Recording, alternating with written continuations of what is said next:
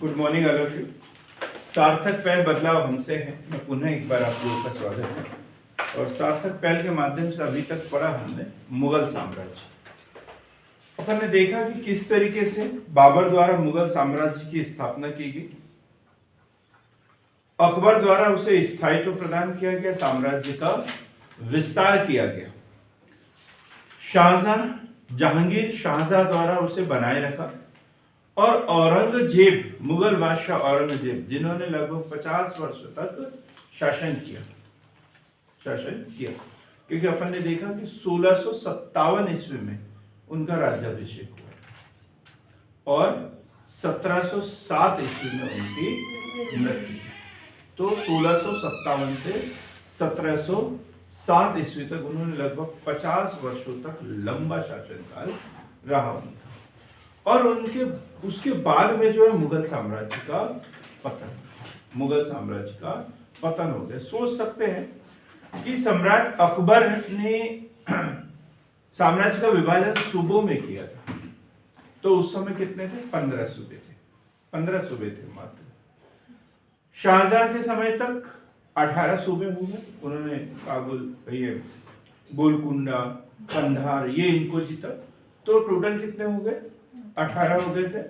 और अहमदनगर, बीजापुर, इनको जीतने के साथ में मुगल बादशाह औरंगजेब के समय में टोटल 21 सूबे थे, 21। सबसे विस्तृत साम्राज्य किसके समय में? औरंगजेब के समय में। और फिर अचानक से पतन। तो ये सोचने पर मजबूर करता है कि वो कौन से कारण रहे होंगे जिससे मुगल साम्राज्य का पतन हो गया। ये भी हमें पढ़ना है। साथ ही सिखों के कौन से गुरु से किसका विवाद हुआ अपन ने हालांकि इसे पढ़ लिया। 5वें गुरु अर्जुन देव, इससे विवाद किसका हुआ? विवाद किसका हुआ? जहांगीर का, और उन्हें फांसी दे दी। और 9वें गुरु तेग बहादुर, इनका विवाद हुआ औरंगजेब से, और उन्होंने दिल्ली के शीशगंज चौराहे पर उनका सर कलम करवा दिया था। और उसके बाद में अंतिम गुरु गोविंद सिंह ने ये गुरु वाली जो परंपरा है इसे ही समाप्त कर दिया था। बुंदेला विद्रोह पढ़ा अपन ने, किसके समय में हुआ था? किसके समय में हुआ था? हाँ पंकज, आपने कुछ एनालिसिस किया होगा। बुंदेला विद्रोह शाहजहां और औरंगजेब के समय में हुआ। शाहजहां के समय में भी हुआ था जुझार सिंह का विद्रोह।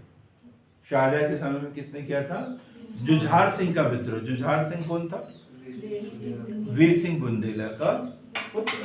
और उसके बाद में औरंगजेब के समय में छत्रसाल और चंपतराय। छत्रसाल क्या कहलाता है कविता में? बुंदेलखंड का शिवाजी। क्या कहते हैं? बुंदेलखंड का शिवाजी। किसने लिखा है इनके बारे में? भूषण ने इनके बारे में लिखा है। शिवाजी के लिए शिवा बावनी लिखा है, और इनके लिए राजा छत्रसाल दशक करके कविताएं लिखी, इसलिए कविता मैंने उनसे पूछा। अब अपन ने पढ़ा सतनामियों का विद्रोह। सतनामियों के विद्रोह, दूसरा नाम क्या बताया इसे? मुड़िया विद्रोह जिसे कहते हैं। तो ये किस क्षेत्र में? मेवाड़ क्षेत्र में 1672 के लगभग में हुआ था।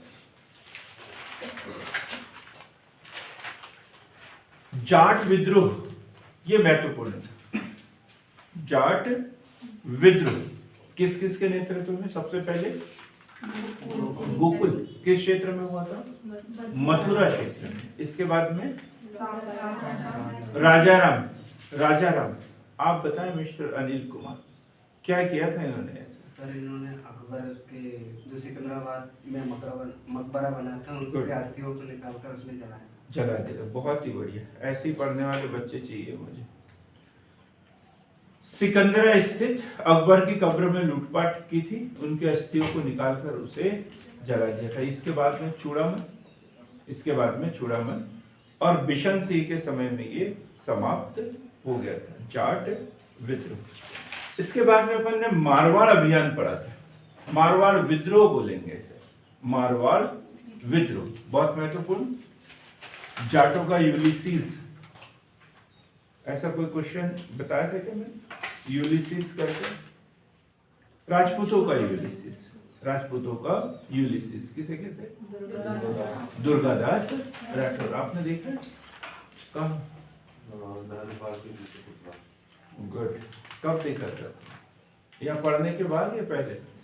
पढ़ने के बाद। पढ़ने के बाद देखा, ठीक है, बहुत बढ़िया।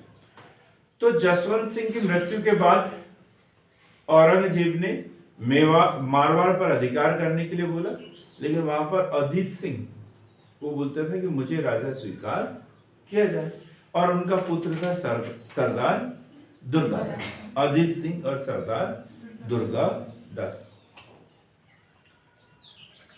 शहजादा अकबर का विद्रोह पढ़ा अपन ने, शहजादा अकबर का विद्रोह। तो शहजादा अकबर औरंगजेब से डर कर, नाराज होकर वो कहां चला गया? मारवाड़। और उसके कहने पर उन्होंने अजमेर से विद्रोह कर दिया, बड़ी सेना तैयार की उसने। और औरंगजेब के पास में उस समय शाही सेना थी नहीं, अभी पढ़ेंगे अपन पतन के कारण में, ये भी एक महत्वपूर्ण कारण होगा। शाही सेना थी नहीं, इतनी बड़ी शाही सेना थी नहीं, तो उसने लड़ना उचित नहीं समझा और थोड़ा बहुत संघर्ष हुआ और उन्होंने छोड़ दिया, कूटनीति का सहारा लिया। और उनका सपोर्ट कौन कर रहा था? अजीत सिंह और दुर्गादास, अजीत सिंह और दुर्गादास, राजपूत शासकों। तो इन्होंने एक खत लिखा, किसके नाम पर? शहजादा अकबर के नाम पर, और दिया किसको? पंकज को। उसको मत देना, लिखा उसके नाम पे और दिया किसी और को, कि दुर्गादास और अजीत सिंह के खेमे में ये पत्र पहुंच जाए। और उसमें लिखा था कि बेटा अकबर, तुम बड़ा अच्छा काम कर रहे हो, ऐसे ही करते रहो, और एक एक करके हम राजपूतों का सफाया करते जाएंगे और पूरे राजपूतों को खत्म करके पूरा मुस्लिम साम्राज्य स्थापित कर देंगे, ऐसा उसमें लिखा था। तो राजपूत इस छलावे में आ गए। अब बेचारा शहजादा अकबर समझाते समझाते थक गया, और फिर उसे लगा कि अब मेरी जान को यहाँ पर खतरा है, तो उन्होंने उत्तर से दक्षिण की ओर कूच किया। 1781 में उसने विद्रोह किया, सॉरी 1681 में, और 1682 में कहाँ आ गया वो? दक्षिण में। और दक्षिण में क्योंकि 1680 में शिवाजी महोदय जी की मृत्यु हो चुकी थी, तो उनके उत्तराधिकारी थे संभाजी। संभाजी वहां पर शासन कर रहे थे, उनके शरण में चला गया, क्योंकि मराठों का उस समय दबदबा था। शिवाजी ने एक डर का माहौल पैदा कर दिया था कि उस एरिया में पंछी भी पर नहीं मार सकता था, ये बोल सकता, इतना मतलब माहौल उन्होंने क्रिएट करके रखा था। और औरंगजेब ने भी सोचा कि भाई चलो जानते हो, तो 1682 से 1689 ईस्वी तक उधर ही वो उनकी शरण में रहा। और औरंगजेब जो है शहजादा अकबर का पीछा करते हुए दक्षिण की ओर गए। ये क्वेश्चन बनता है। पहले भी वो अपन ने पढ़ा कि 1636 से लेकर 1644 तक वो दक्कन का सूबेदार था। उसके बाद में शाहजहां ने दोबारा उसे दक्कन का सूबेदार नियुक्त कर दिया था। तो दक्कन का वो विशेषज्ञ था और दक्कन उसे प्रिय भी था। और दिल्ली का बादशाह होते हुए, पूरा भारत का बादशाह होते हुए भी वो कहां चला गया? दक्कन की ओर। और फिर वो दोबारा कभी वापस नहीं आया अपने राजधानी, मतलब दिल्ली कभी वो वापस आया ही नहीं, घूमने फिरने के लिए भी नहीं आया। कब किसका पीछा करते हुए गया था? शहजादा अकबर का। 1689 में उन्होंने किसको बंदी बना लिया? संभाजी और उनके जो विशेषज्ञ थे कवि कलश को उन्होंने बंदी बना दिया और उनसे पूछा, पहले तो ये पूछा होगा, क्या पूछा होगा? शहजादा अकबर कहाँ है? और शहजादा अकबर तो वहां से पारस की ओर चले गए। उनको पता था कि अब यहाँ मेरा कोई बचा ही नहीं है, पूरे इंडिया में, भारत में कोई नहीं बचा, विदेश चले जाओ। तो उन्होंने इन दोनों को तरह तरह की यातनाएं दी और इन दोनों की हत्या कर दी। तो इस तरीके से देखा जाए तो औरंगजेब फिर दक्षिण में व्यस्त हो गया, वही गोलकुंडा, बीजापुर और इधर छोटे मोटे अभियान उसके चलते रहे और 1707 ईस्वी में उसकी मृत्यु हो गई। मृत्यु के समय क्या लिखा था उसने? मैं अकेला आया, अकेला जा रहा हूँ, मैंने किसी का भला किया नहीं है, तो इसलिए लोगों से मुझे कोई उम्मीद भी नहीं। देश का विकास, हाँ? देश के भविष्य के लिए कोई आशा नहीं है। हाँ, कोई आशा भी नहीं है, जो भी हो। अब मुगल साम्राज्य के पतन से पहले हमें थोड़ा सा औरंगजेब के बारे में पढ़ना है। तो सबसे पहले पढ़ेंगे औरंगजेब की राजपूत नीति। ये क्वेश्चन अक्सर आता है, औरंगजेब की राजपूत नीति। राजपूत नीति अपन ने देखा कि बाबर से शुरुआत करें, राजपूतों के साथ इनके क्या संबंध थे। तो बाबर ने तो राजपूतों से युद्ध किया था। सबसे पहला राजपूत शासक से युद्ध, खानवा का युद्ध उसका, उसके बाद में चंदेरी का युद्ध। खानवा और चंदेरी दो युद्ध लड़े थे, राणा सांगा और मेदिनी राय से। राजपूतों के विरुद्ध उसने एक नारा दिया था, जिहाद का नारा दिया था, जिहाद का नारा दिया था। राजपूतों के सिरों की उसने मीनार बनवाई थी, जौहर किया था उनके आतंक से। ये बाबर की नीति थी। हुमायूं उतना कोई स्थायित्व उसका शासन का रहा नहीं, तो कुछ बातें नहीं करेंगे। फिर लंबा शासन किया किसने? अकबर ने। और अकबर ने राजपूतों के साथ नीति अपनाई थी, सुलह कुल की नीति, सुलह ए कुल की नीति, अर्थात समझौते की नीति, वैवाहिक संबंधों की नीति। यह अकबर की नीति, वैवाहिक संबंधों की नीति। तो उसने सबसे पहले जो मेवाड़ शासक थे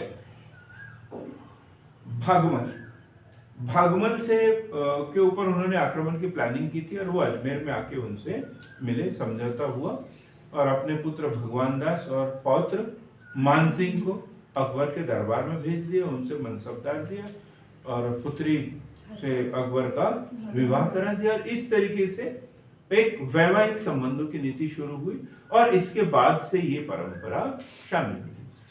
अकबर ने देखा तो मनसबदारी व्यवस्था लागू की थी और मनसबदारी व्यवस्था के तहत उसने बड़े बड़े मनसब राजपूतों को दिए थे। यहाँ तक कि अपना सेनापति मान सिंह को नियुक्त किया उन्होंने, मतलब ऊंचे पदों पर राजपूतों को नियुक्त करना शुरू किया। साथ ही जो राजपूतों के जो त्योहार थे, होली, दिवाली, ये सब करना शुरू किया। भीड़ में झरों का दर्शन देना शुरू किया। तो उसमें कोई हिंदू मुस्लिम ऐसा कोई भेदभाव नहीं किया जाता था।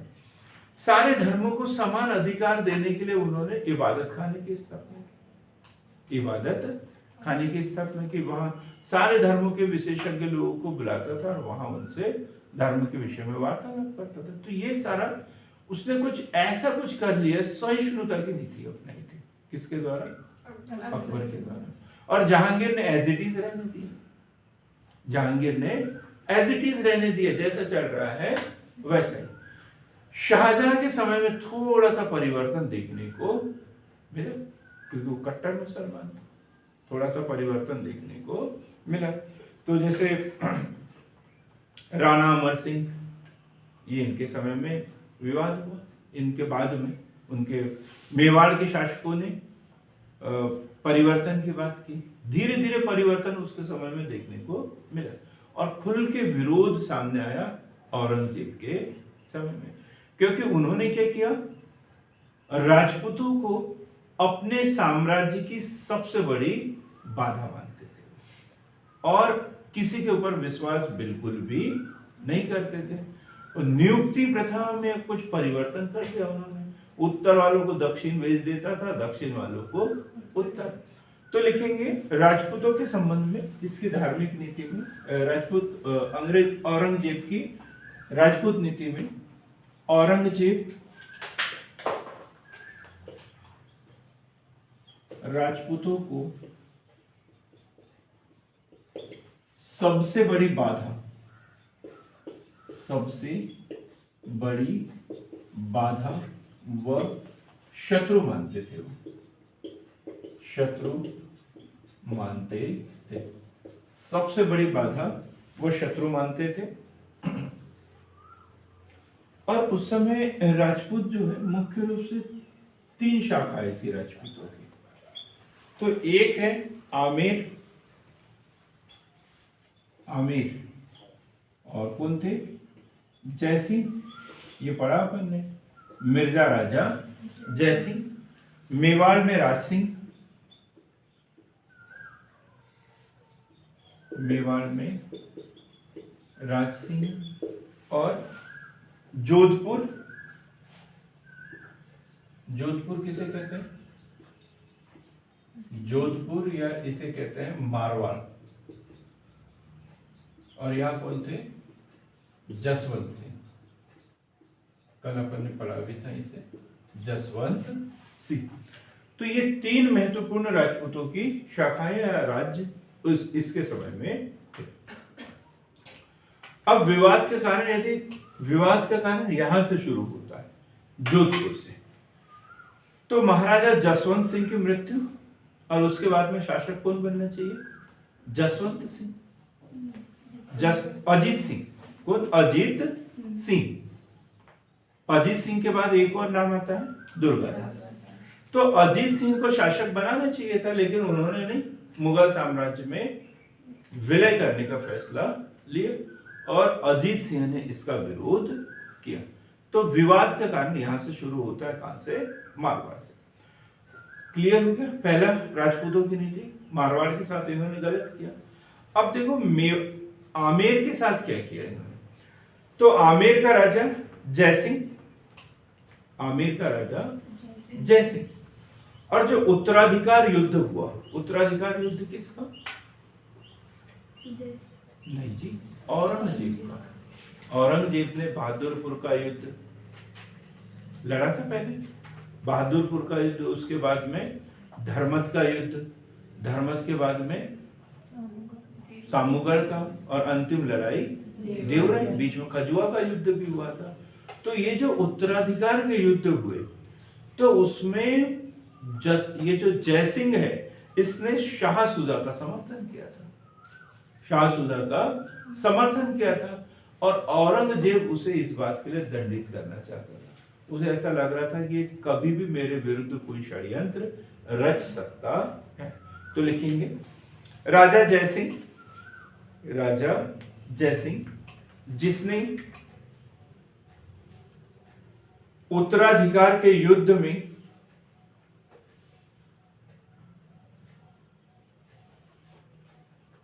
प्रारंभ में शाह सुजा के साथ लड़ा था,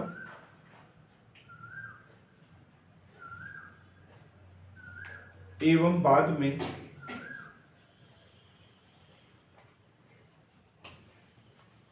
सामूगढ़ के युद्ध के बाद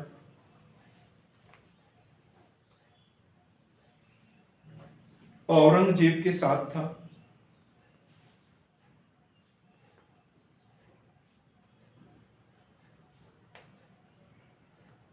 अतः औरंगजेब जयसिंह से हमेशा सशंकित रहता था कि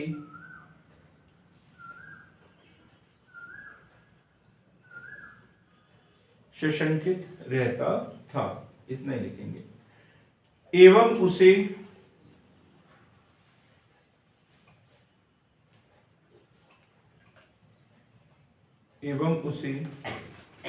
सदैव साम्राज्य से दूर रखा।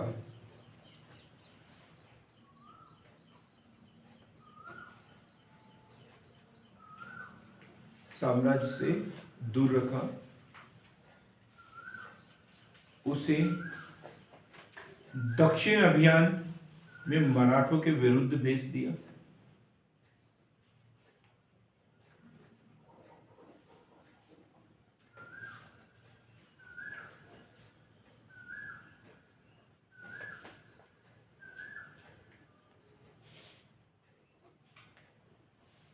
यह बात क्लियर हो गई। ठीक, राजपूतों के साथ वैवाहिक संबंधों पर प्रतिबंध लगा दिया।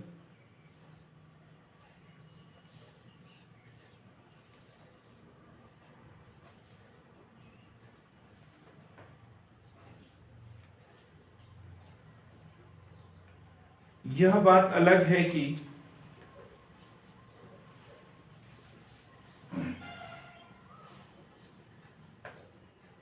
औरंगजेब के काल में उसके द्वारा सबसे अधिक राजपूतों को सेना में भर्ती किया गया।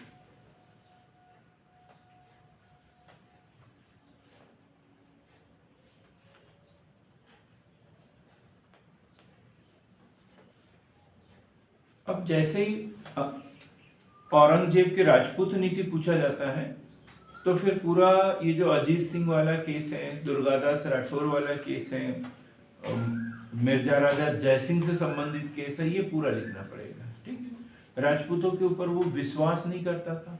ऐसा लगता था कि जैसे तीनों शाखाएं आमेर, मेवाड़ और जोधपुर के ये तीनों साथ में मिल जाएंगे तो मेरे विरुद्ध विद्रोह कर सकते हैं। तो इसलिए वो इधर नीचे भेज दिया, उसे मिर्जा राजा जयसिंह को शिवाजी के विरुद्ध अभियान के लिए भेज दिया था। लेकिन राजपूतों को उसने उच्च पदों पर भी नियुक्त किया। सेना में सबसे अधिक भर्ती जो हुई है राजपूतों की, वो किसके समय में हुई? औरंगजेब के समय में। यहाँ क्वेश्चन आ जाता है, अकबर करके आ जाते हैं लोग। सबसे अधिक भर्ती किसने किया? औरंगजेब ने की। लेकिन जो वैवाहिक संबंधों की जो नीति थी उसके ऊपर प्रतिबंध लगा दिया उन्होंने।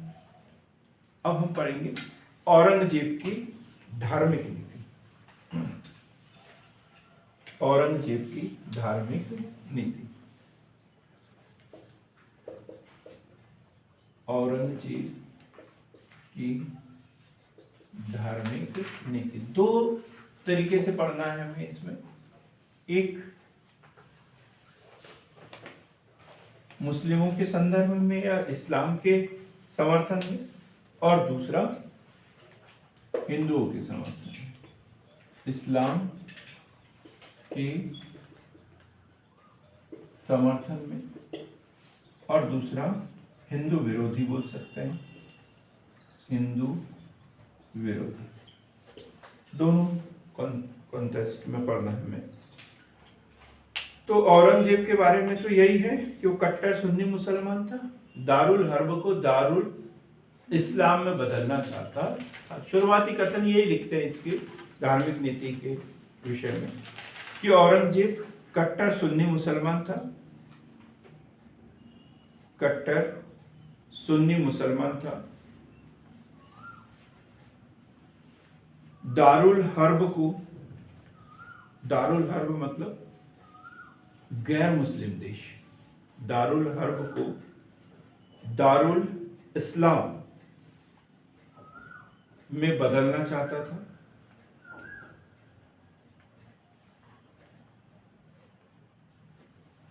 कुरान के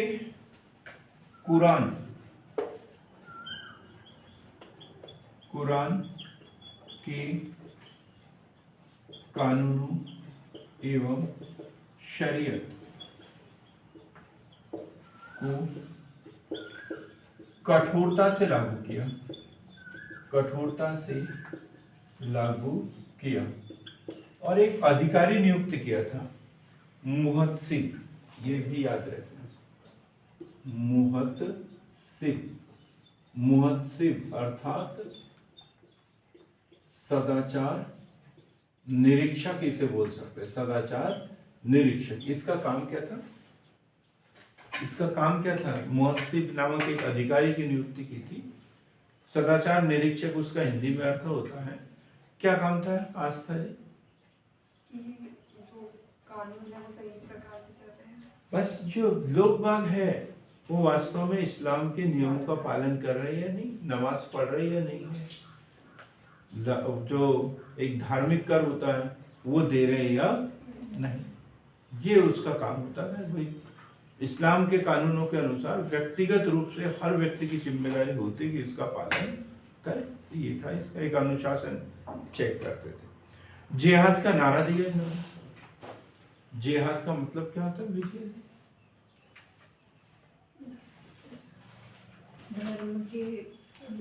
धर्म के विरुद्ध, धर्म रक्षा के लिए लड़ा गया युद्ध, तो ये जिहाद का नारा देते थे।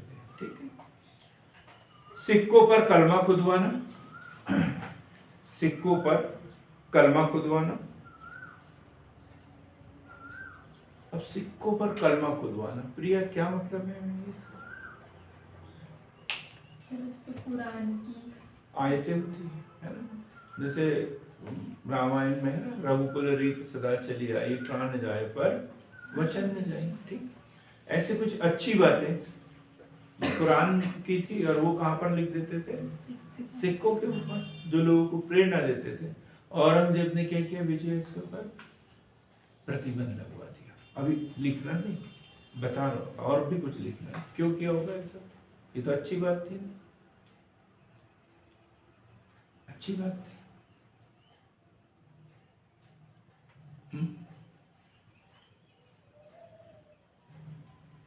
हाँ, क्यों बंद कर दिया? क्यों बंद कर दिया? भाई सिक्के हैं, है ना? सिक्के पता नहीं किस किस आदमी की जेब में जाते हैं। जो नहाता है उसके पास में भी रहता है, जो नहीं नहाता उसके हाथ में भी आ जाता है ना? जुआरी लोग भी होते हैं जो जुए में सिक्के लगा देते हैं, है ना? कुछ लोग पत्थर से खेलते हैं सिक्कों को। जुआ, ये शराब, वैश्यालय, कहाँ कहाँ जाता है ये सिक्का, और सिक्के के साथ में क्या जा रहा है? कुरान, कुरान भी जा रहा है। बोले इससे कुरान का अपमान हो। तो ये सब काम नहीं होना चाहिए। बात आई समझ में? आपके तो नहीं आया होगा समझ में, है? ये थोड़े हाई लेवल की बात है। तो लिखेंगे अपन, सिक्कों पर कलमा खुदवाना। नौरोज का त्योहार, नौरोज का त्योहार, सिक्कों पर कलमा खुदवाना, नौरोज का त्योहार, भांग की खेती, गाना बजाना, झरों का दर्शन,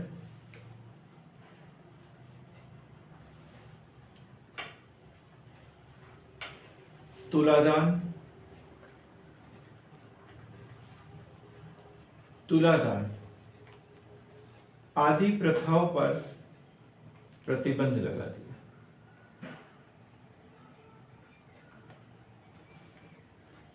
बताइए धनेश्वरी जी, क्या होता है ये तुलादान? हाँ? तराजू, है ना? तराजू दान कर देते। तुलादान तो एक जैसे किसी एक तरफ बिठा के उसके ऊपर दूसरी तरफ में सोना चांदी चढ़ाया जाता है ताकि वो बराबरी पे आ सके। हाँ, और उस पैसे को हाँ, तुम क्या बोल रहे? मिठाई बांटते थे लोग। हाँ, क्या बोले आप? मुझे मिठाई सुनाई है था बस। प्रिया, अब आप बताओ क्या बोले इन्होंने? हाँ? सर मैंने ऐसा बोला कि मतलब वो तुलादान करते तो वो उनका जो रहता है उससे करते हैं, सोने चांदी से ही नहीं करते। हाँ, जो भी मन्नत होगी, जो भी मन्नत होगी, है ना, उसी से कर देते, तो भार उतारना जिसे कहते हैं। पर तुलादान वो तो देवी देवताओं के सामने होती है वो प्रथा। तुलादान मतलब जैसे अभी भी होता है ना, नेताजी लोग चुनाव जीत के आते हैं तो फिर उनके भारों भार मिठाई बांटना, बूंदी के लड्डू बांटना, ये वो करते हैं ना। अभी भी तो शुरू हुई है ये 2005 साल में, ये परंपरा फिर से शुरू हुई है। तो राजा महाराजा जो सरदार वगैरह होते थे तो इनके ऊपर जब खुश हो जाते थे पब्लिक, तो फिर इनका भार उतारते थे, तुलादान करते थे। तो उन्होंने बोला ये इंसान सिर्फ इंसान है, इंसान कभी भगवान नहीं बन सकता। उसने ये बोलने की कोशिश की। मुसलमान इन्हें जिंदा पीर के रूप में पूछते थे, जिंदा पीर के रूप में मानते थे। मतलब इतना अधिक संयमित, नियमित, अनुशासित आदमी ये लोग क्या बोलते थे, इसे जिंदा पीर कहा जाता था। व्यक्ति की पूजा, व्यक्ति पूजा का विरोध, वैश्यालय, जुओं के अड्डे,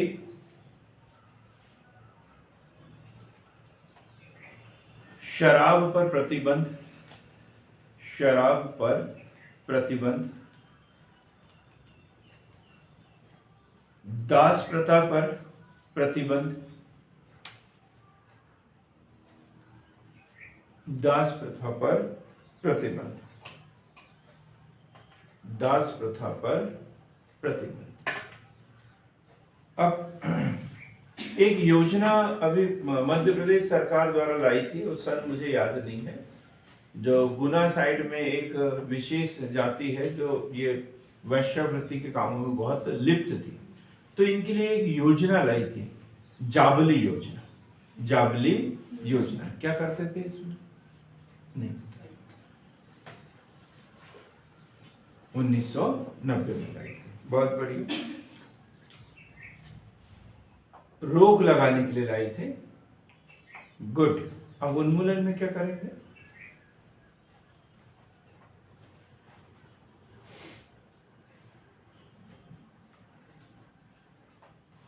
अच्छा, पूनम बोल रहे हैं आप, पूनम बोल रहे हैं आप। देखो मैंने आपकी आवाज को पहचान लिया, इसलिए इतनी लंबी बात की, ताकि मैं वो पहचान रहा था कि आवाज किसकी है करके। चलो बहुत बढ़िया, अच्छा जवाब है।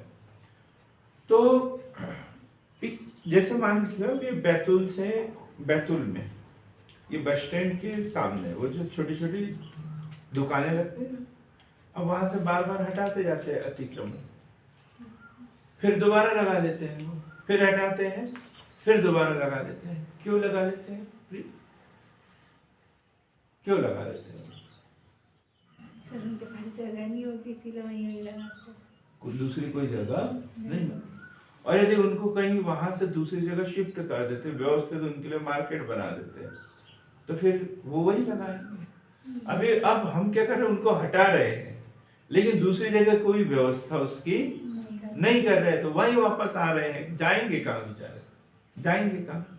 कभी कभी तो बड़ी तकलीफ भी होती है कि इनका रोजगार जा रहा है, क्या खाएंगे, परिवार में होंगे तो दूसरा कोई साधन नहीं है, महंगाई का जमाना है। ऐसे ही ये जो महिलाएं इस काम में, या जो परिवार की बात, जो इस काम में लिप्त थे वैश्यावृत्ति में, तो इस समस्या को जड़ से समाप्त करने के लिए औरंगजेब ने क्या किया था, उन महिलाओं का विवाह करवा दिया था, ताकि वो इस काम में दोबारा लिप्त ही न। लिखेंगे, वैश्याओं का विवाह कर उनका घर बसा दिया था, घर बसा दिया था।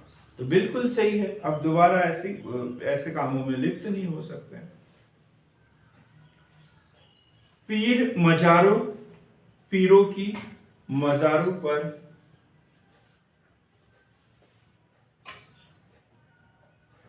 महिलाओं का प्रवेश प्रतिबंधित कर दिया, महिलाओं का प्रवेश प्रतिबंधित कर दिया। ये क्या होता है मजार? ये नेहा आप बताओ, मजार क्या होता है? आपने देखा है कभी? वो नहीं, मुसलमान का नहीं रहता है वो, मुसलमान का तो अलग रहता है, दरगाह बाजार में आती है। हाँ, तो ये किसका रहता है? हाँ, ज्यादातर हिंदू को भी मैंने वहाँ जाते देखा है। जाते देखा है, जाते देखा है, जाते देखा है, ये तो बात सही है, लेकिन है तो पीरों की दरगाह, और मुस्लिम संत है ये, मुस्लिम संत है। जैसे हमारे यहाँ बैतूल में पहलवान बाबा की दरगाह है, कौन कौन गए थे वहाँ पे? आप गए, आप भी गए, किस काम से गए थे? हाँ? मन्नत के लिए गए, आपकी हर इच्छा पूरी हुई। चलो कोई बात नहीं। हिंदुओं के प्रति अब उनकी नीति क्या थी, ये क्लियर हो गया। मुस्लिमों के प्रति जो उनकी धार्मिक नीति थी। सर एक क्वेश्चन था। हाँ। जैसे धार्मिक नीति में सती प्रथा का भी तो प्रतिबंध लगाया होगा ना इन्होंने, और अभी पढ़ेंगे ना अपन हिंदुओं के ऊपर। आप एक कदम आगे की बात करते हैं। आपने ही पढ़ा चुके हो अभी पढ़ा साल है में, ठीक। इसलिए तो हिंदुओं के साथ इन्होंने क्या नीति अपनाई, तो धर्म परिवर्तन पर बल, सबसे बड़ी बात धर्म परिवर्तन पर बल।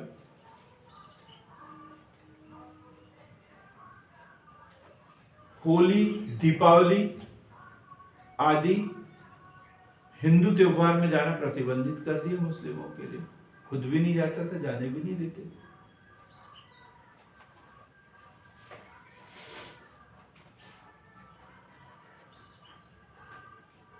क्लियर हो गई ये बात। 1661 में, अब यहां से सन सहित लिखना है अपने को, यहां से लिखेंगे 1661 में हिंदुओं को उच्च राजपदों से हटा दिया गया, हटा दिया गया। 1661। 1663 में सती प्रथा पर प्रतिबंध लगा दिया। सती प्रथा पर प्रतिबंध लगा दिया। देखो विरोध किया, अकबर ने भी बोला कि ये अच्छी प्रथा नहीं है, लेकिन चूंकि वो सहिष्णुता की नीति अपनाई उसने। हिंदुओं से पूछा होगा भाई क्यों करते, उन्होंने अपना कारण रीजन दिया होगा, संतुष्ट हो गया, ठीक है तुम्हारी मर्जी, तुम्हारी मर्जी। पर ऐसा कोई कानून बनाया था उन्होंने? नहीं। विरोध किया था अकबर ने भी कि ये ठीक नहीं है करके, लेकिन छोड़ दिया। तुम्हारा आपसी मैटर है, तुम्हारे धार्मिक मामलों में मैं कोई हस्तक्षेप नहीं करूंगा, ये बोल के छोड़ दिया। लेकिन औरंगजेब ने बोला नहीं ये सही नहीं है, और मेरे राज्य में मैं ऐसा अन्याय किसी के साथ होने नहीं दूंगा, चाहे वो हिंदू हो या मुस्लिम। तो अच्छा किया बुरा किया? अच्छा किया, अच्छा किया ना भाई, अन्याय तो किसी के साथ नहीं होना चाहिए। तो उसने 1663 में सती प्रथा पर प्रतिबंध लगा दिया। फिर 1679, ये महत्वपूर्ण साल है 1679, क्योंकि अपन ने देखा कि 1563 1564 1563 में क्या तीर्थ यात्रा का समाप्त कर दिया था अकबर के द्वारा, और 1664 जजिया कर समाप्त कर दिया था, जजिया कर समाप्त कर दिया था। और इन्होंने क्या किया 1679 में जजिया कर पुनः प्रारंभ कर दिया, जजिया कर पुनः प्रारंभ कर दिया, जजिया कर पुनः, ये इंपॉर्टेंट सन है, प्रारंभ कर दिया, पुनः प्रारंभ कर दिया 1679। 1665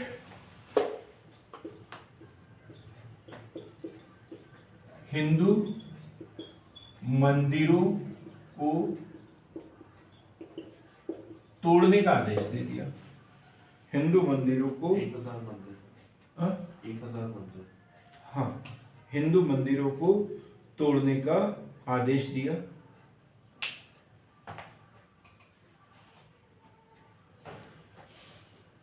सोलह सौ 1699 में, अगला लिखिए 1699, ये ज्यादा महत्वपूर्ण है। नवनिर्मित हिंदू मंदिरों को तोड़ने का आदेश दिया। इसके तहत बनारस का विश्वनाथ मंदिर,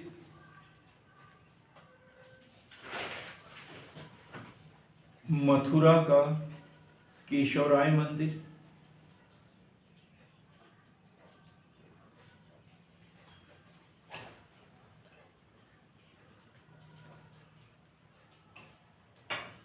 मथुरा का केशवराय मंदिर व सोमनाथ का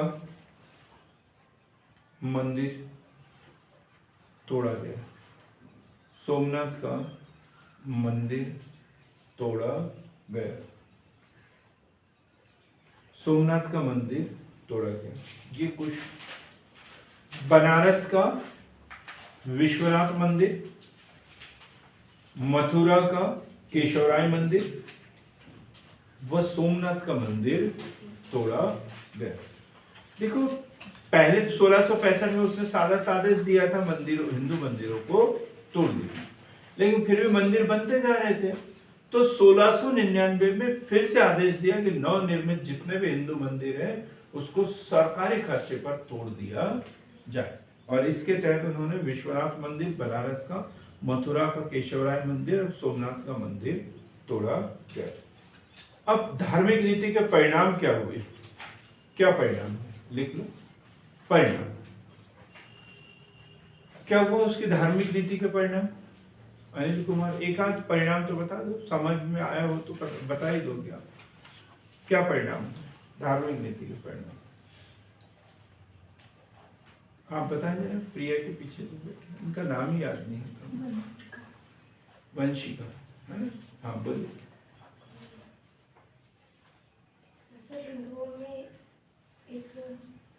हिंदुओं में एक, सही बोल रहे हैं, अब एकदम बिल्कुल सही बस पकड़ी है आपने, पर बहुत स्लो चल रही है। हाँ, कट्टरता की भावना होगी। हिंदुओं में कट्टरता की भावना बिल्कुल आएगी, स्वाभाविक सी बात है। अच्छा शब्द निकाला। हिंदुओं में अब क्या हुआ, थोड़ा सा भेदभाव होने लग गया। तो विरोध कोई करेगा, दूसरा भी उसका विरोध करेगा, है? तो कुल मिला के मुगल साम्राज्य का पतन यही हुआ ना। इसके बाद में कि भाई इतना विशाल साम्राज्य और एकाएक खत्म हो गया, ताश के पत्तों की तरह गिर गया। तो मतलब मुगल साम्राज्य का पतन।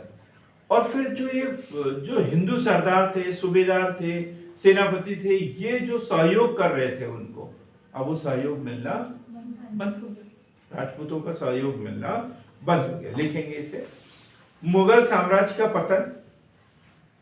पहला परिणाम मुगल साम्राज्य का पतन।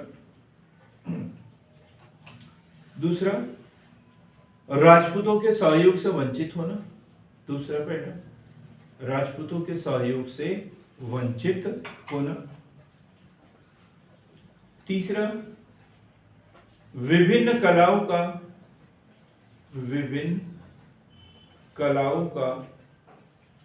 विकास अवरुद्ध होना।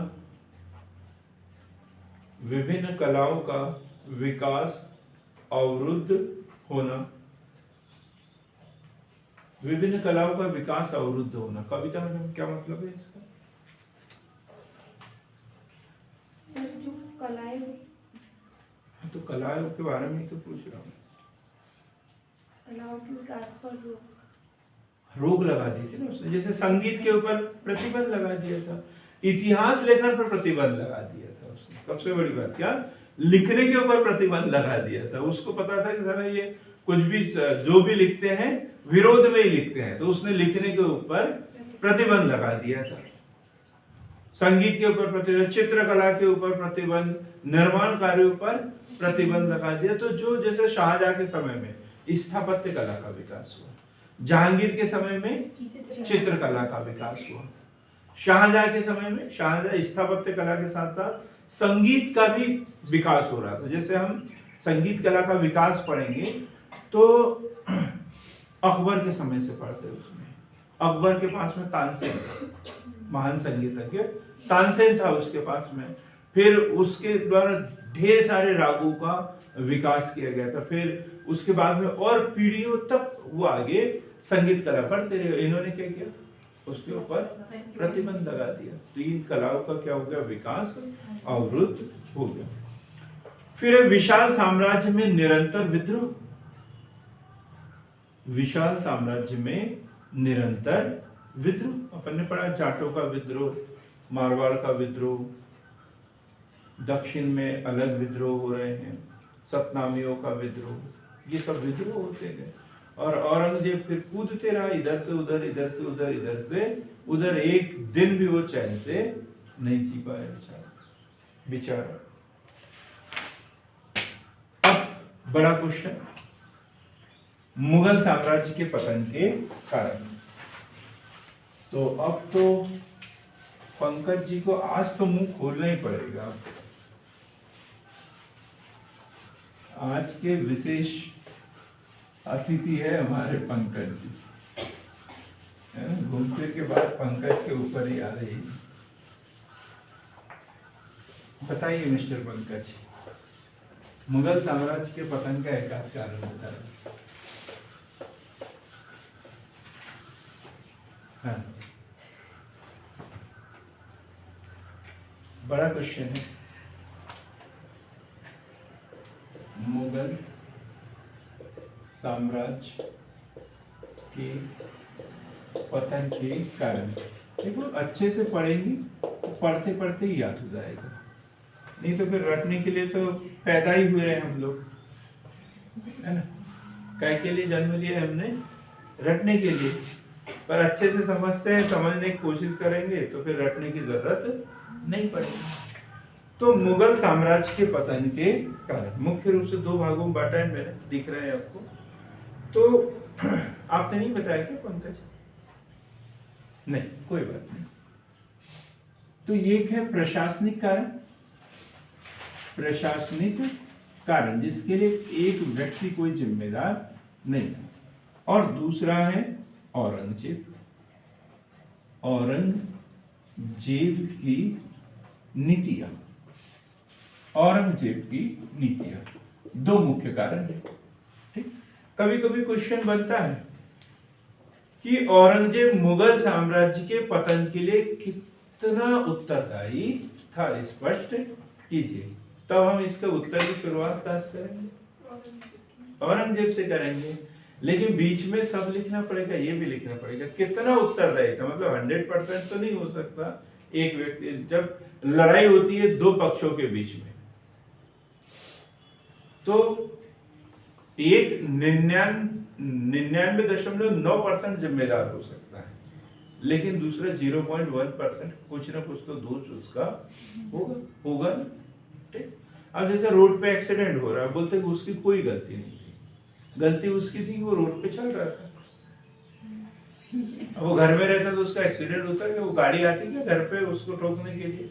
नहीं आती है भाई। कहीं ना कहीं कुछ ना कुछ, या उसने हो सकता है ध्यान ना हो उसका, भले वो अपनी साइड में चल रहा हो, लेकिन अपना बचाव तो अपने को करना चाहिए। यदि उसका ध्यान होता तो अपना बचाव वो कर सकता था। तो कहीं ना कहीं तो जिम्मेदार होता है। तो ऐसे ही इसमें भी बहुत अधिक कारण जिम्मेदार है। मुख्य रूप से औरंगजेब को दोषी ठहराया जाता है, लेकिन और भी कारण है। तो प्रशासनिक कारणों में हम वो पुराने कारणों की चर्चा करेंगे। तो नंबर 1, उत्तराधिकार के नियमों का स्पष्ट न होना, उत्तराधिकार के नियमों का स्पष्ट न होना, यह सबसे महत्वपूर्ण कारण था। कि जैसे मुगल काल में पता था कि ज्येष्ठाधिकार था, जो बड़ा होगा वो शासक बनेगा। इनके समय में ऐसा कुछ था नहीं, इनके समय में ऐसा कुछ था नहीं। तो राजा एक सम्राट के जीवित रहते हुए ही विद्रोह शुरू हो जाते थे, जुगाड़ तुगाड़ लगाना शुरू कर देते थे कि अब मैं सम्राट बनूंगा। क्लियर नहीं पहला? अब इतने लाइन लिखने से तो काम चलेगा नहीं, 11 नंबर का क्वेश्चन आएगा ये। तो उत्तराधिकार के लिए जो संघर्ष हुए वो सब देखना पड़ेगा कि शाहजहां के समय में भी उत्तराधिकार के लिए संघर्ष शुरू हुआ। दाबर बख्श वाली बात वहां पर देना पड़ेगा। आसफ खान द्वारा जो कत्लेआम किया था वो सारी बातें इसमें हमें देना पड़ेगा। फिर औरंगजेब का उत्तराधिकार का युद्ध, दारा शिकोह वाला मैटर, शाह सुजा वाला मैटर, सुलेमान शिकोह की कहानी, ये पूरा हमें इसमें बताना पड़ेगा। कौन था अनिल कुमार सुलेमान शिकोह? जी, सुलेमान शिकोह हाँ, अकबर का रिश्तेदार था क्या ना? कोई ना कोई तो रहा हो। हाँ नेहा जी आप बताओ, सुलेमान शिकोह दारा शिकोह का बेटा था, और जिसने बहादुरपुर के युद्ध में किसको पराजित किया था? शाह सुजा को, जिसने बंगाल में अपने आप को स्वतंत्र घोषित कर दिया था। बहादुरपुर का युद्ध, ठीक। तो उत्तराधिकार के नियमों का स्पष्ट न होना। दूसरा, औरंगजेब के अयोग्य उत्तराधिकारी। भाई पहले वाले जो शासक थे लड़कर साम्राज्य प्राप्त कर रहे थे, लेकिन उसके बाद 50 साल तक शासन भी तो कर रहे थे, हैं? तो योग्यता थी, तो योग्यता के आधार पर अपने भाइयों को परास्त करते थे, शासक बनते थे, फिर स्थायी शासन करते थे।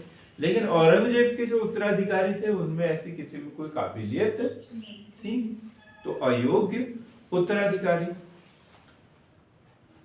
औरंगजेब ने जब संभाजी को गिरफ्तार किया था और 1 साल तक कठोर यातनाएं दी थी कि तुम इस्लाम कबूल कर लो, इस्लाम कबूल कर लो, और उसने नहीं किया, जान दे दी पर नहीं किया। और औरंगजेब इस बात से खुश था या दुखी था? बहुत दुखी हुआ था। क्यों? ऐसा एक बेटा मेरे पास होता बोले तो मैं आगे 1000 साल तक इस देश पर शासन कर देता। एक भी तुम्हारे जैसा योग्य बेटा यदि मेरे पास होता, उसे इस बात का बड़ा दुख था कि साले मेरे बच्चे इधर उधर भाग रहे हैं, हा? और ये देखो कि अपने धर्म के लिए, अपने पिता के द्वारा जो सिद्धांत बना के रखे उसके लिए अपनी जान दे रहा है। तो ऐसा एक भी बेटा मेरे पास होता, ऐसा संभाजी के बारे में लिखा है उसमें। क्या बोला है? तुम्हारे जैसा मेरा एक भी बेटा होता तो मैं संपूर्ण विश्व पर राज करता। ये किसका कथन है? औरंगजेब का। किसके लिए बोला था उसने? संभाजी के लिए। मनसबदारी व्यवस्था में बार बार परिवर्तन। तीसरा,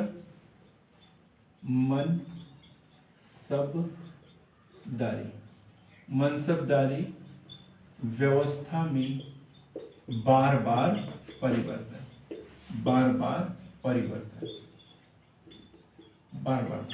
क्या था मनसबदारी व्यवस्था? मनसब का मतलब बता दिया मैंने, पद या ओहदा। इसमें एक निश्चित भूभाग दिया जाता था और उतने सैनिक रखने का अधिकार दे दिया जाता था। अब्बा सईद से सीखी थी ये कहानी, ये मनसबदारी व्यवस्था किसने? अकबर ने शुरुआत की थी। काफी कुछ बातें अभी पढ़ेंगे भी अपन। अब शुरुआत अकबर ने की थी, तब वेतन के बदले में भूमि दी जाती थी। वेतन के बदले क्या दे दिया जाता था? भूमि दे देते थे। अब भूमि दे दी तो वो जो मनसबदार है अपने हिसाब से सैनिक रखता था। तो वो जो सैनिक होते थे वो किसके प्रति वफादार होंगे? मनसबदार के प्रति। वो तो सुल्तान से, सम्राट से उनका कोई लेना देना ही नहीं, क्योंकि वेतन कौन दे रहा है उनको? मनसबदार दे रहा है। यही तो हुआ। शहजादा अकबर ने जब विद्रोह किया तो ढेर सारे 2-4 मनसबदारों की सेना उसने एकत्रित कर ली। औरंगजेब के पास में उतनी शाही सेना थी ही नहीं। तो ऐसा हो गया कि अब सेना क्या हो गई? इनके पास शून्य हो गई, मनसबदारों की सेना हो गई। मनसबदार अपने आप को स्वतंत्र घोषित करने लग गए। प्रशिक्षण, अस्त्र शस्त्र, ये अब कोई व्यवस्था नहीं थी। अब मनसबदार जो वो प्राइवेट व्यक्ति है, ठीक है। तो पहले जैसे अलाउद्दीन खिलजी के समय स्थायी सेना, सैनिकों को दागने की, घोड़ों को दागने की, हुलिया लिखने की प्रथा, उनके लिए अस्त्र शस्त्रों की व्यवस्था करते थे, सब कुछ व्यवस्थित था। अब इन्होंने किसकी सेना रख दी? मनसबदारों की। तो मनसबदारों को उस जमीन से लगान, वो पैसा वसूल करते थे, कमीशन खाते थे। बोलते थे कि यदि सब सैनिकों पे खर्च कर देंगे तो हमको बचेगा क्या? अभी ठेकेदार होते हैं, ठेकेदारी प्रथा में मजदूरों के साथ में कितना अन्याय होता है। सरकारी कर्मचारी जब जैसे ही जाता है अपने ऑफिस में तो सबसे पहले जाके देखता है सबसे बढ़िया वाला पंखा कौन सा है ना, उसको चालू करता है, उसके नीचे जाके बैठ जाता है, फिर टिफिन निकालता है, खाना खाता है। तो अब खाना खा लिया, 12 बज गए, चलो थोड़ा बहुत एक आध राउंड निकाल लिया जाए, 2 बज जाता है, लंच हो जाता है, फिर 1 घंटा सो जाते हैं, ठीक। फिर 3 बजे उठते हैं और फिर 1-2 राउंड लगाया, बोले 5 बज गया, अब 6 बजने ही वाले हैं, चलो घर, हो गया काम उनका। और जो ठेकेदार के मजदूर होते हैं वो 8 बजे पहुंच जाना है, तो 8:20 पे पहुंचे तो फिर आपकी अपसेंट लग जाएगी, ठीक है। और बाकायदा छुट्टी का टाइम इतने बजे होगी, इतने ही बजे होगी, 10 मिनट ज़्यादा काम ले लेंगे लेकिन कम। तो ये ठेकेदार वाले जो थे वो काम तो लेते थे लेकिन इनको सुविधा कुछ नहीं देते थे। तो ये लोग, इन लोगों के सैनिकों के मन में हमेशा रहता, काश हम शाही सेना में भर्ती हो जाते। अभी जो संविदा वाले, गेस्ट फैकल्टी वाले कर्मचारी यही बोलते हैं ना, काश हम परमानेंट हो जाते। तो ऐसे ये भी यही सोचते थे और मन से कभी काम करते ही नहीं थे। तो इस तरीके से मनसबदारी व्यवस्था धीरे धीरे क्या होने लग गई थी, फेल होने लग गई थी। अब लिखेंगे निरंकुश शक्ति पर आधारित शासन। निरंकुश शक्ति पर आधारित शासन। अब हम दिल्ली सल्तनत से तुलना करेंगे इसकी। दिल्ली सल्तनत में क्या है, सुल्तान बनने के लिए खलीफा से प्रमाण पत्र लेना पड़ता था। तो अब ऐसा लगता था इनको हम विद्रोह कर भी देंगे, सुल्तान को मार के हम सुल्तान बन भी जाएंगे, लेकिन हमें प्रमाण पत्र देगा कौन, हमारे तो इतनी कुव्वत ही नहीं है, तो ज्यादा कुछ होता नहीं है। लेकिन यहाँ पर इन्होंने किसी का ऊपर बोला कि नहीं हम अल्लाह के आधार पर शासन कर रहे हैं, ये वो किसी का कुछ नहीं।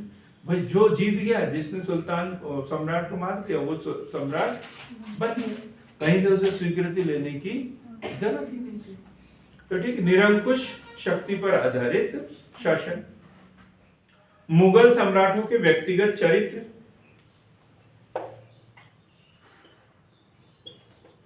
मुगल सम्राटों की व्यक्तिगत चरित्र। सुरा, सुंदरी, नशा, अफीम, गांजा, इसके शौकीन होते थे ये लोग। अब शाहजहां ने स्थापत्य कला के ऊपर पानी की तरह पैसा बहा दिया, जो पीढ़ियों से जो कमा के रखा था पूरा का पूरा धन उसने खर्च कर दिया था। इतना अधिक निर्माण कार्य उन्होंने करके रखे थे, मकबरे बना के रखे, अभी भी देखते हैं कितना पैसा लगाया है इसमें। तो ये इस तरीके से ये कुछ प्रशासनिक कार्य। अब जाते हैं औरंगजेब साहब के पास और पूछते हैं भाई ऐसा क्यों किया आपने, क्या क्या किया। तो सबसे पहले है उनकी धार्मिक नीति। धार्मिक नीति अभी पढ़ लिया अपन ने, पूरा ऐसे एज इट इज जैसा का वैसा इसमें लिखेंगे वही। कभी धार्मिक नीति मुस्लिमों के साथ क्या क्या, हिंदुओं के साथ उसने क्या किया। जजिया कर लगा दिया, तीर्थ यात्रा कर लगा दिया उसने। फिर से धर्म के आधार पर हिंदू जो ऊंचे पदों पर नियुक्त थे, राजपद जिन्होंने प्राप्त किया था उनको हटा दिया। मुस्लिम जो हिंदू मंदिर थे उसको तोड़ने का आदेश दिया। तो इससे क्या एक तरीके से जन आक्रोश लोगों के बीच में था और वो चाहते ही नहीं थे कि मुगल साम्राज्य ज्यादा दिन तक चले। मराठों, राजपूतों व सिखों के साथ दुर्व्यवहार। मराठों, राजपूतों व सिखों के साथ दुर्व्यवहार। अब इसमें पूरी कहानी लिखना पड़ेगा। मराठों में शिवाजी वाला लिखना पड़ेगा कि शिवाजी के लिए पहले उसने 1659 में किसको भेजा था, अफजल खान को भेजा। अफजल खान को भेजा, फिर शाइस्ता खान को भेजा, फिर जयसिंह को भेजा, फिर उसके पुत्र संभाजी को गिरफ्तार करवा लिया, जबरदस्ती तरह तरह की यातनाएं थी, उसकी हत्या करवा दी। राजा राम जो था उसको बंदी बना दिया। अपन ने पढ़ा नहीं, अभी आगे पढ़ेंगे। उनका एक पुत्र जो है वो राजा राम, उसे बंदी बना दिया। तो इस तरीके से मराठों के साथ। अब राजपूतों के साथ देखें तो फिर मारवाड़ की बात करें, राजा जसवंत सिंह। और जसवंत सिंह की मृत्यु के बाद अजीत सिंह को उत्तराधिकारी मानने से इनकार कर दिया। विद्रोह उनके साथ में अन्याय किए गए। मिर्जा राजा जय सिंह को उन्होंने उत्तर से निकालकर दक्षिण की ओर भेज दिया। तो ये इनके साथ। सिखों के साथ दुर्व्यवहार की बात करें तो इनको जबरदस्ती मुस्लिम बनाने की कोशिश की गई। सिखों के 5वें गुरु अर्जुन देव की जहांगीर द्वारा हत्या करवा दी गई। सिखों के 9वें गुरु तेग बहादुर की औरंगजेब द्वारा हत्या करवा दी गई। तो सिखों के साथ में उनके संघर्ष हुए। क्लियर हुआ? ये सारी बातें इस पॉइंट में लिखते चलेंगे। फिर है औरंगजेब का शंकालु स्वभाव। औरंगजेब का शंकालु स्वभाव, शक बहुत करता था। जो उनके पुत्र थे उनको भी कभी वो अपने आसपास नहीं पटकने देता था। चाहता तो उनको अच्छी ट्रेनिंग दे सकता था वो, लेकिन वो चाहता ही नहीं था कि मेरे पुत्र जो है मेरे रहते रहते योग्य हो जाए। यदि जिस दिन ये योग्य हो जाएंगे सबसे पहले मुझे बंदी बना देंगे, क्योंकि जो दूसरों के साथ जैसा करता है उसे हमेशा उस बात का डर बना रहता है। जो चोरी करता है उसको हमेशा डर रहता है कि मेरा सामान कोई चोर न ले। जो चोरी करता ही नहीं वो निश्चिंत रहता है, बोले क्या लेके जाएगा, है ना, होता है ऐसा। तो औरंगजेब का शंकालु स्वभाव, तो इस कारण कभी वजीर जो थे उनको पूरा अधिकार नहीं देता था। वजीर जिनको नियुक्त मंत्री उनके कार्यों में हमेशा दखल देते रहता था। वो बोलते थे 1 गिलास पानी लाओ, 1 गिलास नहीं आधा ही गिलास लेके आओ।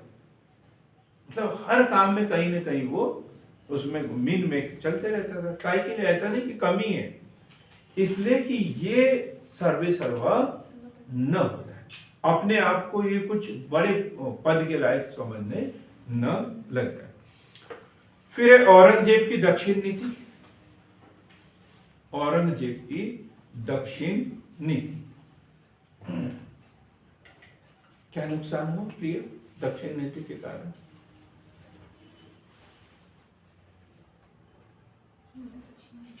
दक्षिण नीति के कारण क्या हुआ? समय, श्रम, धन। समय भी गया उसका, श्रम भी गया और धन भी गया।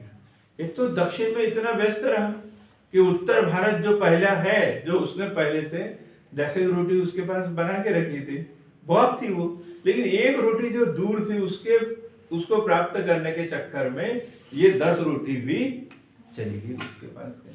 तो इससे समय भी गया उसका, श्रम भी गया और धन भी गया दक्षिण की। 1682 में गया था, 1707 में उसकी मृत्यु हो गई। कहाँ हुई? औरंगाबाद में। और दौलताबाद औरंगाबाद का ही, दौलताबाद जो है वहां पर उसे दफनाया गया। वो मरने के बाद में भी आगरा नहीं जा पाया।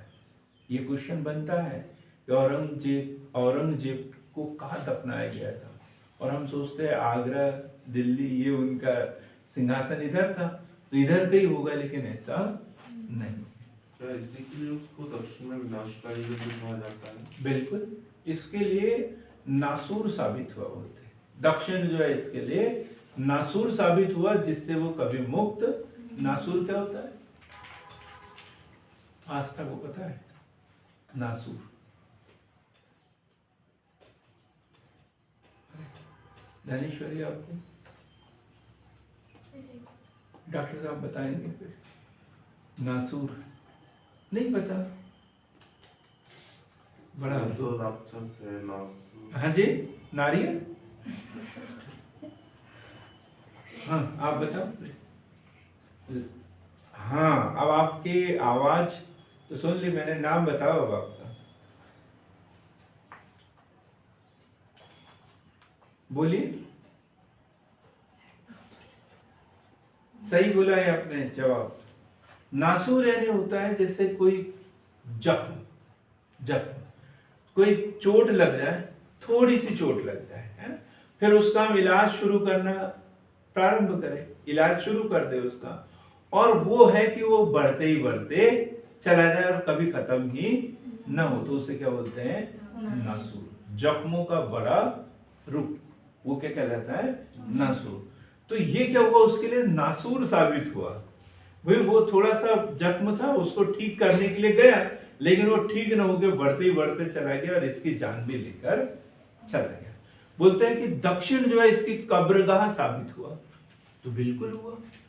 तो वो पूरी कहानी लिखना पड़ता है, लेकिन कौन सी वाली? शिवाजी से शुरुआत करना पड़ेगा, शिवाजी से। तो शिवाजी को नियंत्रित करने के लिए सबसे पहले उसने अफजल खान को भेजा था बीजापुर, और शिवाजी को नियंत्रित करने के लिए शिवाजी के पास में कौन सा किला था? तोरणगढ़ का किला। तो इस पर अधिकार करने के लिए उसने अफजल खान को भेजा, फिर शाइस्ता खान को भेजा, फिर मिर्जा राजा जयसिंह को भेजा, फिर शहजादा अकबर का पीछा करते हुए वो स्वयं आया, लेकिन कभी वापस नहीं आ पाया। क्लियर हो गया ये? अब बचा है हमारे पास में मुगल साम्राज्य व्यवस्था, शासन व्यवस्था। अंतिम कड़ी के रूप में आज हम इसे पढ़ लेते हैं, मुगल शासन व्यवस्था। तो इसमें एक और था ना, 1857 से 1858 तक भारतीयों में विद्रोह में भाग लेने के लिए आखिरी अंतिम मुगल सम्राट। क्या?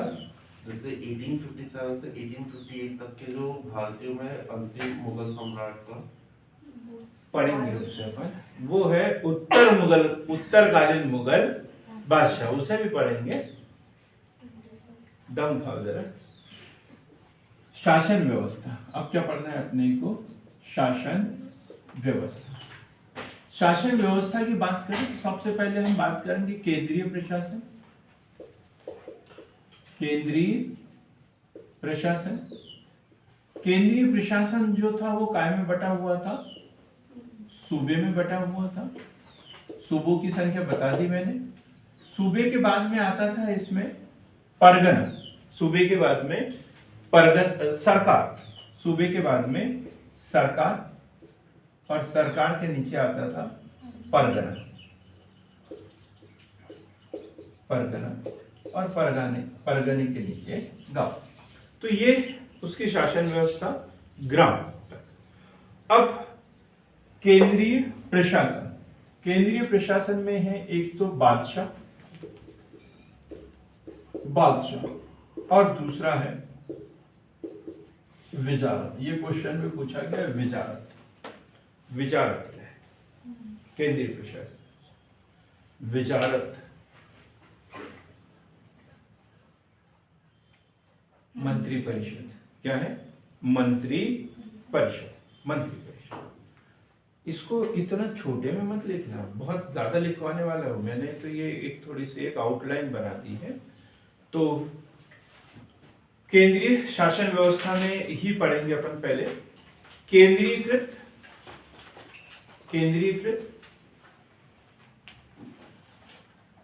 राजतंत्रात्मक,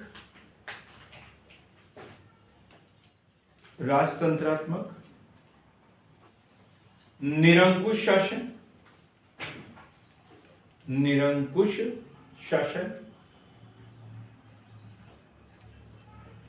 राजत्व का दैवीय सिद्धांत, राजत्व का दैवीय सिद्धांत। क्या होता है राजत्व का दैवीय सिद्धांत? अनिल जी।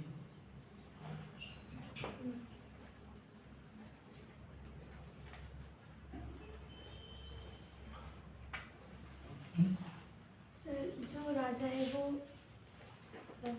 अल्लाह के नहीं, इस यहाँ थोड़ा सा ठीक करना पड़ेगा। देखो केंद्रीय का राजतंत्र, निरंकुश, वो राजा सर्वोपरि है, लेकिन दैवीय उत्पत्ति का सिद्धांत, इसका मतलब ये है कि हर कोई व्यक्ति राजा नहीं बन सकता। राजा वही बनेगा जिसके ऊपर ईश्वर की विशेष कृपा होगी। मतलब राजा कोई आम आदमी नहीं होता, बल्कि ईश्वर उसे राज करने के लिए ही भेजता है, ये बोलते थे दैवीय उत्पत्ति का सिद्धांत। मतलब राजा की उत्पत्ति सिर्फ राज करने के लिए हुई है, ऐसा वो मानते थे। मतलब एक सम्राट है, उसके 4 पुत्र हैं, तो चारों में से किसी को भी राजा नहीं बना सकते। राजा वही बनेगा जिसके ऊपर अल्लाह की मेहर हो, जिसे अल्लाह बनाना चाहे। वो तो ज्येष्ठाधिकार के आधार पर था। इनका कोई नियम था क्या ऐसा? नहीं, ज्येष्ठाधिकार वाला नियम नहीं था। तो ये दैवीय उत्पत्ति की बात करते हैं। अगला लिखेंगे आगे, बादशाह सर्वोपरि, सर्वोच्च सेनापति, सर्वोच्च न्यायाधीश, सर्वोच्च न्यायाधीश। और दो कार्य बादशाह के, दो कार्य थे। कौन से दो कार्य थे पंकज जी? आज तो बोल ही नहीं रहे हो आप, बिल्कुल भी। इतना ज्यादा गुस्सा हूं मैं इनसे। दो कार्य राजा के बताओ जरा, मुगल बादशाह के दो कार्य। दो कार्य थे।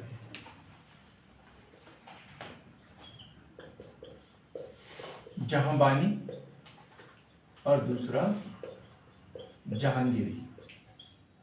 दो कार्य, जहांबानी और जहांगीरी। जहांबानी मतलब राज्य की रक्षा करना। हर राजा का कार्य होता, कर्तव्य होता है राज्य की रक्षा करना, जहांबानी। और जहांगीरी मतलब राज्यों को जीतना, दूसरे राज्यों को जीतना, दूसरे राज्यों पर आक्रमण कर उन्हें जीतना, जहांगीरी। क्लियर हो गया? राज्य के या सम्राट के दो कार्य थे, राज्य की रक्षा और दूसरे राज्य पर आक्रमण, जहांबानी और जहांगीरी। मुगलों की भाषा क्या थी? प्रशासनिक भाषा। विजय बताएगी। अरबी, उर्दू, कौन सी भाषा थी? फारसी भाषा थी, है ना? गुड, ये अच्छा क्वेश्चन है कि प्रशासनिक भाषा फारसी, फारसी। इसके अलावा भारतीय एवं अरबी भाषाओं का भी प्रचलन था।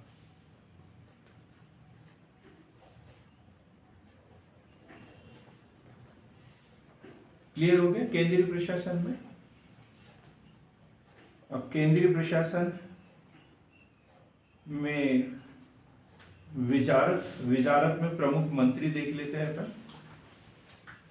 प्रमुख मंत्रियों में सबसे प्रमुख होता था वकील। मंत्री परिषद में, ये इसको भी देख लेंगे अपन मंत्री परिषद में। तो सबसे पहला है वकील, महत्वपूर्ण पद ये वकील। वकील, और इसके बाद में जो है वजीर बन गया। इसका जो स्थान किसने ले लिया? वजीर ने ले लिया था। और इसकी जो शक्ति है वो चार भागों में विभक्त कर दी थी बाद में। थोड़ा सा अभी समझने में थोड़ा सा कठिन लगेगा, कल और अच्छे से समझ में आ जाएगा, क्योंकि अब टाइम खत्म हो गया है तो थोड़ा जल्दी बताऊंगा मैं। दीवान, दूसरा मीर बख्शी, मीर सामा और सद्र उस सुदूर।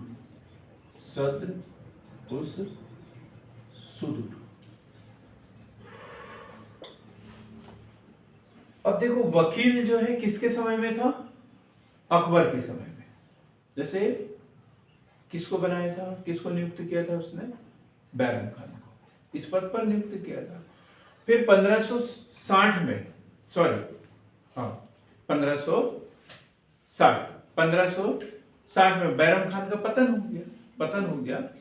तो ये वकील का पद क्या थोड़ा सा कमजोर हो गया, और इसकी जो शक्तियां है चार लोगों में बांट दी। एक तो दीवान हो गया जो बाद में वजीर बनेगा, ठीक। दूसरा मीर बख्शी मतलब सैन्य प्रमुख, मीर सामा मतलब घरेलू मामलों का प्रमुख, और सदर सुदूर मतलब न्यायिक प्रमुख। और पहले ये सारी शक्तियां किसी एक व्यक्ति के पास में होती थी, और वो कौन कहलाता था? वकील। वो कौन कहलाता था? वकील। ये सब पहले एक ही व्यक्ति के पास में होता था, और फिर इसको चार लोगों में उसे विभाजित कर दिया, और ये चार प्रमुख विभाग बन गए। क्लियर हो गया ये? तो ये प्रमुख पद। दूसरा अब हम देखते हैं दीवान ए तन। अब छोटे छोटे पदों की बात करते हैं, इसके बाद में तो मुख्य हो गए चार। इसके बाद दीवान ए तन, दीवान ए तन, ये प्रमुख पद सेनापति होता था। वेतन देना इसका काम होता था। दीवान ए तन, दीवान ए तन।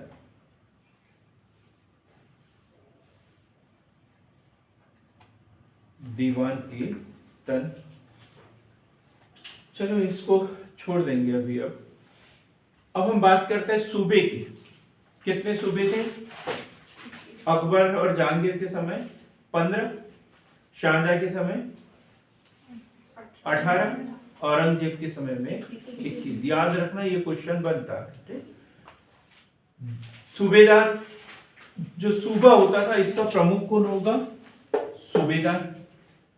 सूबे का प्रमुख होता था सूबेदार, सूबे का प्रमुख सूबेदार। और एक होता था यहाँ पर दीवान। दीवान, दीवान कौन होता था? जैसे अभी राज्यपाल होता है, सम्राट का प्रतिनिधि, सम्राट का प्रतिनिधि। ये सूबेदार तो अपने यहाँ रहेगा, ठीक, अपने यहाँ की राज व्यवस्था रहेगा, लेकिन यहाँ पर दीवान नामक व्यक्ति होता था, वो सम्राट का प्रतिनिधि होता था। सम्राट को अपनी रिपोर्टिंग करता था डेली की कि यहाँ पर ये चल रहा है। क्लियर हो गया? ये एक दीवान, सम्राट का प्रतिनिधि। दूसरा होता था बख्शी। बख्शी, केंद्र में मीर बख्शी और राज्य में बख्शी। मीर बख्शी मतलब सेनापति और बख्शी का मतलब राज्य सेनापति। क्लियर है एकदम? बख्शी। एक होता था सद्र। प्रांत में कौन होता था? सद्र। पहले क्या था? सद्र व सुदूर मतलब केंद्रीय न्याय मंत्री, और यहाँ पर क्या है? सिर्फ न्याय मंत्री, न्याय करना इसका काम था। लेकिन ये हाई कोर्ट की तरह था, अपने राज्य के ही, अपने सूबे के ही न्याय ये करता। हाँ। फिर सबसे नीचे होता था कोतवाल। दीवान, दीवान के बाद सद्र, और सद्र के बाद में कोतवाल। कोतवाल मतलब पुलिस, कानून व्यवस्था बनाए रखने के लिए कोतवाल।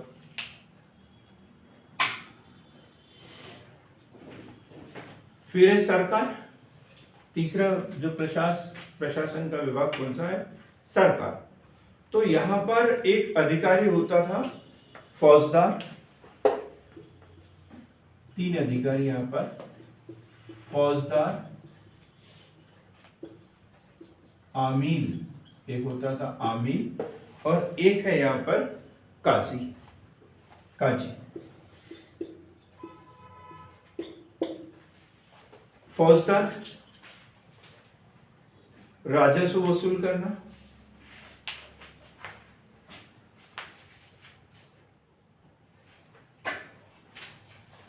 कानून व्यवस्था बनाए रखना,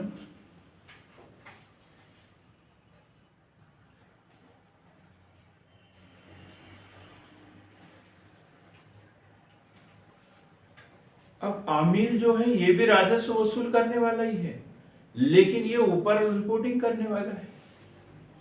आमील जैसे वकील है ऊपर, ये दीवान है, वैसे यहां पर कौन है? आमील, जो कि ऊपर रिपोर्ट करना है। ये यहां से सीधा यहां पर, यहां से सीधा यहां पर। तो ये सम्राट के प्रतिनिधि है आमील यहां पर। ठीक। फिर है परगना। परगना, परगना का मतलब क्या होता है? गांव का समूह, गांव का समूह। और यहां पर अधिकारी है परगने में। एक है शिकदार, कानूनगो, कानूनगो, और एक है करोड़ी, करोड़ी, करोड़ी। शिकदार, कानूनगो।